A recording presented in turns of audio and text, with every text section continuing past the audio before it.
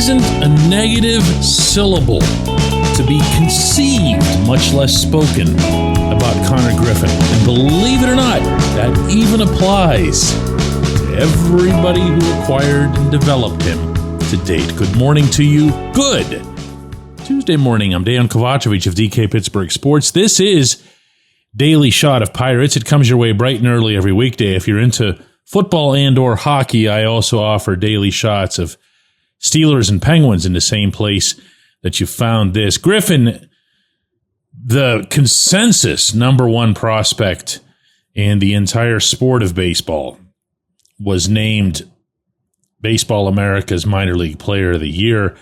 That is not a surprise, to say the least. He has been beyond remarkable. He's been brilliant. I think that's the safest way to summarize what he's done. It's in a lot of ways not different than what Paul Skeens did through the system, except that it had been way, way, way more universally expected of Skeens, which of course makes it that much more commendable, I'd say, that Griffin, in his first professional season, a 2024 first-round pick, slashed over 3 levels, culminating with AA Altoona, 333, 415, and 527. He hit 21 home runs, stole 65 bases, you heard me right, had 94 RBIs over 122 games. He's the only player over the last 20 full minor league seasons, again, spanning all levels, to have a season in which he hit at least 300, homered at least 20 times, stole 60-plus bases, and scored 100-plus runs. Again, this one's worth a repeat because it's nuts. Only player to have done that over the past 20 years, anywhere at all in the minor leagues. And if that wouldn't have gotten your attention, he logged 89 games at shortstop, 15 in center field. Staying at shortstop, that's something that scouts talk about a lot, especially when an athlete is much, much younger than Griffin. And the context there is, well, he's at shortstop now, but as he gets to the higher levels, he'll have to move to this position or that position.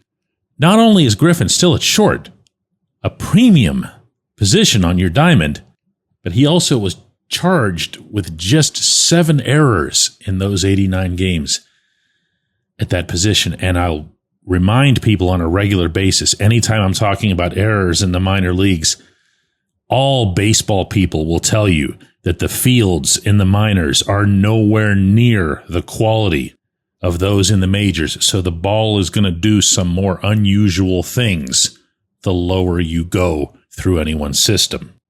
All of this is tremendous, and all of this is an asterisk-free credit to Ben Cherington, to his scouts, to his development people, to his teammates, to his managers, and of course, to the kid himself and his family. It's positive to the extreme. It's a dream minor league baseball scenario. And I know you regular listeners are waiting for the big but. It's not coming. It's not coming. Not in this segment. It sure seems like, with Griffin having been drafted in 2024, he begins, for all intents and purposes, his professional career in 2025, ascends through 3 levels, but even then, dominating each of those 3 levels. By the time he got to AA, it was clear that he was an overmatch for that competition.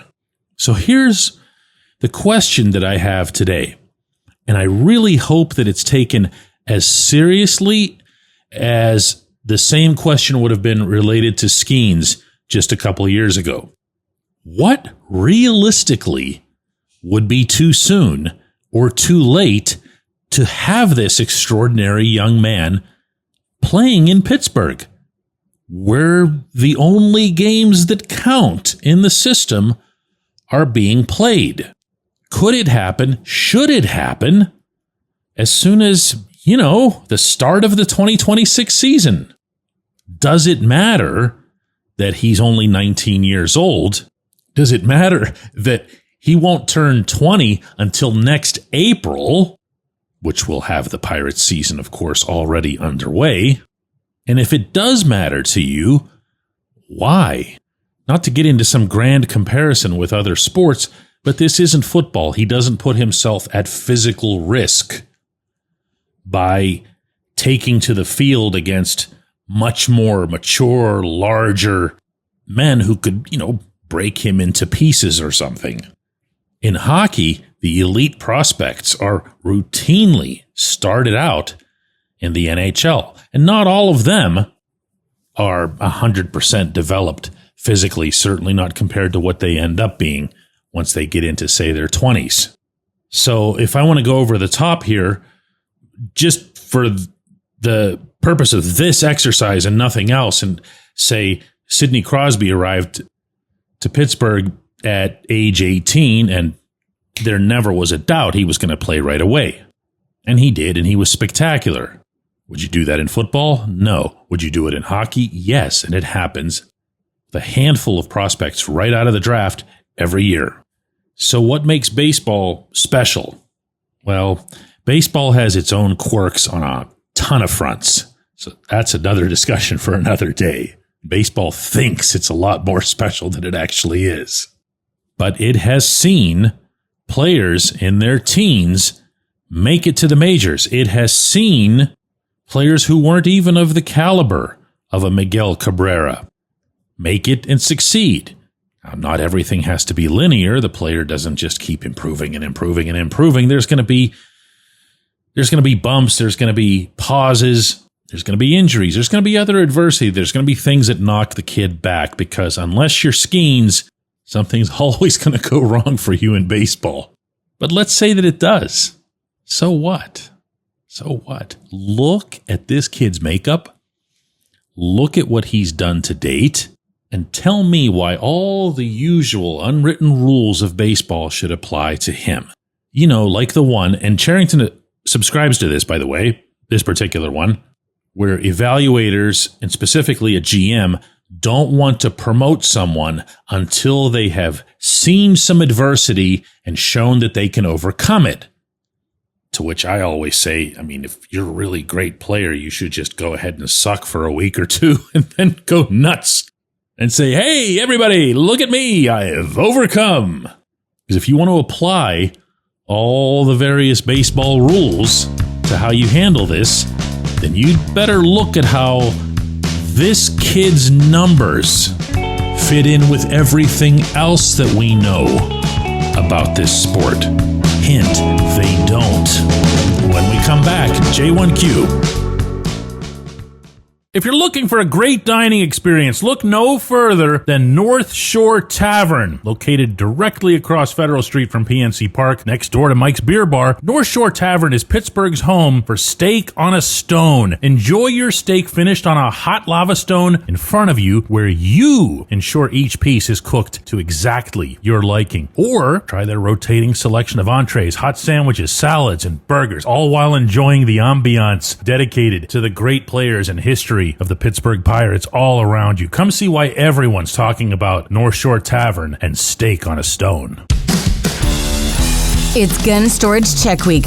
Help prevent unwanted access to your firearms. No one wants their unsecured gun to be used in an accident, a suicide, or a crime. Use lockboxes, safes, and locks to secure your firearms. Learn more at gunstoragechek.org. That's gunstoragechek.org. Brought to you by NSSF, the Firearm Industry Trade Association. Delete Me makes it easy, quick, and safe to remove your personal data online at a time when surveillance and data breaches are common enough to make everyone vulnerable. Data brokers can compile your name, contact info, social security number, home address, even information about your family members, and they can sell it online. Have you ever been a victim of identity theft or harassment or doxing? If you haven't, you probably know someone who has. Delete Me can help. Take control of your data and keep your private life private by signing up for Delete Me. Our listeners get a special discount. Today, get 20% off your Delete Me plan by texting HIT to 64000. The only way to get 20% off is to text HIT to 64,000. That's HIT to 64,000. Message and data rates may apply. Hey guys, if you're planning to see a Pirates game, use the Game Time app to get your tickets. You can snag new ticket deals before anyone if you set it into app alerts. The app is easy to use, no surprise fees at checkout. You can see your seat view before buying, and you're getting legit tickets delivered on time. Now, if you're not much of a planner, you can get last-minute deals on tickets right up to the start of the event. Lowest price guarantee, or Game Time will credit you 110% of the difference. Download the Game Time app and enter the code DK Pirates in your app profile for $20 off your first purchase.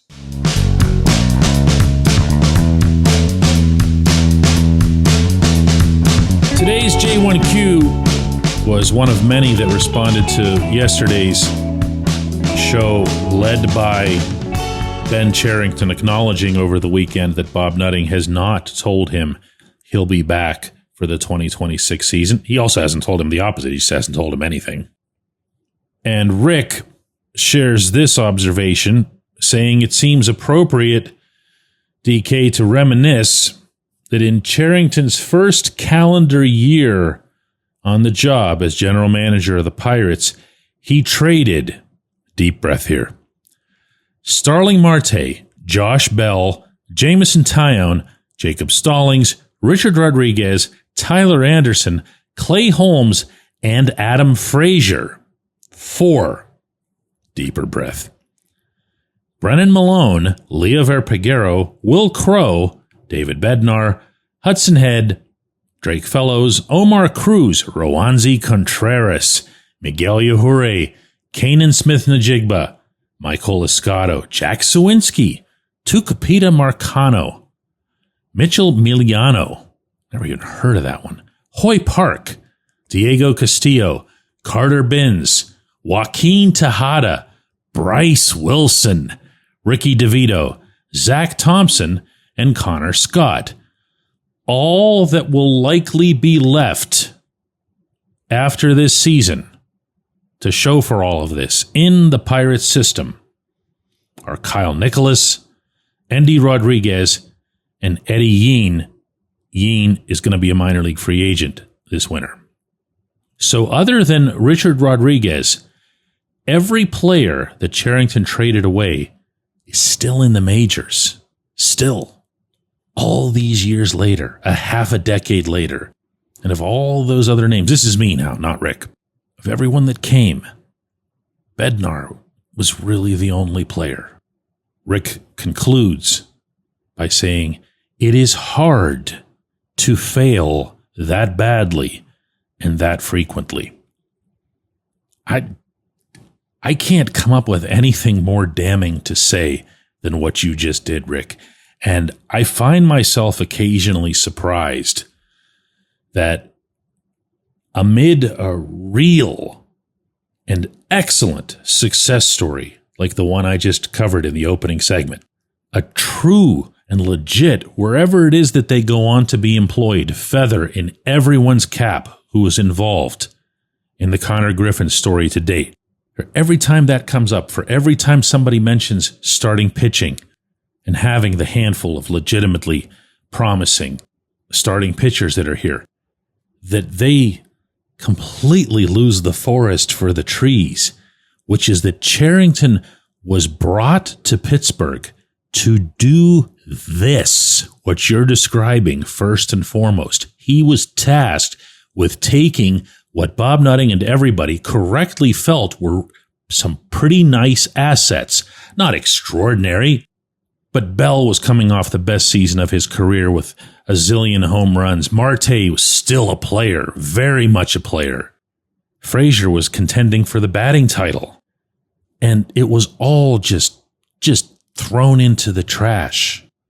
That, of course, was just the beginning. I appreciate hearing from you, Rick. I always do. I appreciate everyone who listens to Daily Shot of Pirates. 6 games to go. Johan Oviedo takes the mound tonight in Cincinnati. 3 with the Reds, 3 with the Braves, and then, do what's got to be done. Let's hook up again tomorrow.